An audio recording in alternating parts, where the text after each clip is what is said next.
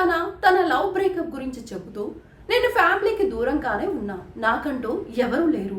అలాంటి టైంలో ప్రేమ అంటూ ఒక వ్యక్తి వచ్చాడు. నాకు మాట్లాడడానికి ఒక వ్యక్తి ఉన్నాడు అనిపించింది. ఒంటరితనం ఫీలింగ్తోనే అతనికి దగ్గరయ్యాను. నాన్న ఎమోషనల్ కనెక్ట్ అయింది. అతను క్లారిటీగానే ఉన్నాడు. నేనేమో ఇంత ప్రేమ చూపిస్తున్నాడు అని సంతోషపడ్డా.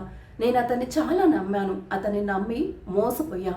నా ఫేమ్, డబ్బులు అన్నీ వాడుకొని వదిలేశాడు. అతన్ని లవ్ చేసి పెళ్లి చేసుకుని పిల్లల్ని కనాలని చాలా లైఫ్ ఊహించుకున్నా.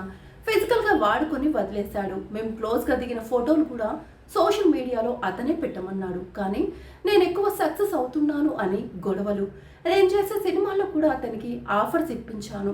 నా సక్సెస్తో అతను జెలస్ ఫీల్ అయ్యాడు. షూట్ ఉంది అంటే ముందు రోజు నైట్ గొడవలు పెట్టేవాడు. అందరి ముందు తిట్టేవాడు. నాతో ఒక బిజినెస్ పెట్టించి మొత్తం ముంచేశాడు. గోల్డ్ తాకట్టు పెట్టి అతనికి 4 లక్షలు ఇచ్చాను. బ్రేకప్ అయ్యేసరికి మొత్తం లాస్. అప్పుల్లోనే మిగిలాను. సూసైడ్ చేసుకోవాలనుకున్నా కానీ చేయలేదు.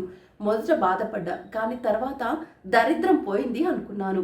బ్రేకప్ తర్వాత కూడా ఓ సినిమాలో అతనితో రొమాంటిక్ సీన్స్ చేయాల్సి వచ్చింది. బ్రేకప్ తర్వాత రోజు ఏడుస్తూనే ఉన్నాను. ఎంత ఏడ్చాను అంటే ఓగల్ కార్డ్స్ పోయాయి.